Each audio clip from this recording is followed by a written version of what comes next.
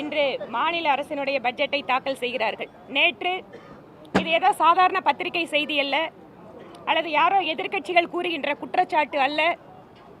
அமலாக்கத்துறை மிக தெளிவாக தங்களுடைய அறிக்கையிலே கிட்டத்தட்ட 1000 கோடி ரூபாய் அளவிற்கு டாஸ்மாக் விற்பனையில் ஊழல் நடந்திருப்பதாக மத்திய அரசாங்கத்தினுடைய ஒரு மிகப்பெரிய அமைப்பு ஒரு அறிக்கை வெளியிட்டிருக்கிறார்கள். அந்த அறிக்கைக்கு பின்பாக மாநில அரசு தொடர்வதற்கான தங்களுடைய தார்மீக உரிமையை இழந்திருக்கிறது.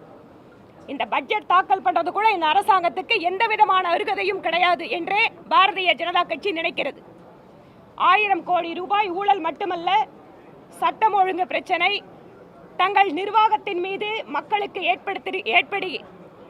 ஏற்படுத்தி இருக்கக்கூடிய அதிருப்தி மற்றும் கோபத்தை திசை திருப்புவதற்காக ரூபாயினுடைய இந்திய அளவில் ஏற்றுக்கொள்ளப்பட்டிருக்கக்கூடிய ஒரு சின்னத்தை மாற்றி ரூபாய் என்று எழுதி பிரச்சனையை திசை திருப்ப மாநில அரசு முயற்சி செய்கிறார்கள்.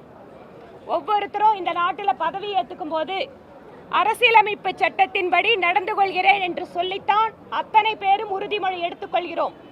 ஆனால் தேர்ந்தெடுக்கப்பட்ட ஒரு அரசு நீங்க ரூபாயை ரொம்ப கேஷுவலா நீங்க தமிழ்ல சொல்றோம், எப்பவும் சொல்றோம், வரவேற்கிறோம்.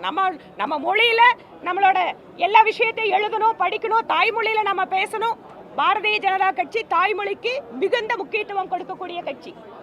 ஆனால் ஒரு மாநிலத்தினுடைய முதல்வர் நான் ரூபாய் சன்னத்தை போன வருஷம் போட்டேன், இந்த வருஷம் நான் மாற்றுகிறேன் என்று வெளிப்படையாக தன்னோட சமூக வலைத்தளத்தில் ஒரு கருத்தை பதிவிடுகிறார் என்றால் அவர் எடுத்துக்கொண்ட உறுதிமொழியை மீறுகிறார் என்று அர்த்தம்.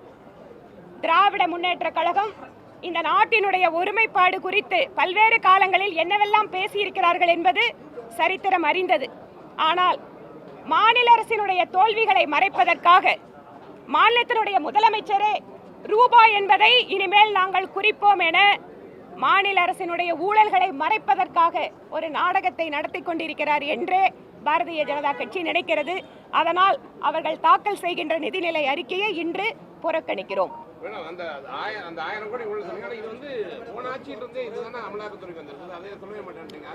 அமலாக்கத்துறை என்ன நடவடிக்கை எடுத்தாலும் அவர்கள் கோர்ட்ல நடவடிக்கை எடுத்துட்டு இருக்காங்க. சட்ட ரீதியாக என்ன நடவடிக்கை போயிட்டு இருக்கோ அது போயிட்டு இருக்கு. நீங்க இன்னைக்கு வந்திருக்கக்கூடிய இந்த பிரச்சனையை முதல்ல மீடியால பேசுங்க. நீங்க அமலாக்கத்துறை தொடர்ந்து இதுக்கு மட்டும் இல்ல, இருங்க வெயிட் இன்னைக்கு யாரோட பட்ஜெட்? திமுக அரசினுடைய பட்ஜெட் இன்னைக்கு. நேற்று அமலாக்கத்துறை ஸ்டேட்மெண்ட் கொடுத்திருக்காங்க. இதற்காக எங்களுடைய பதில் இது.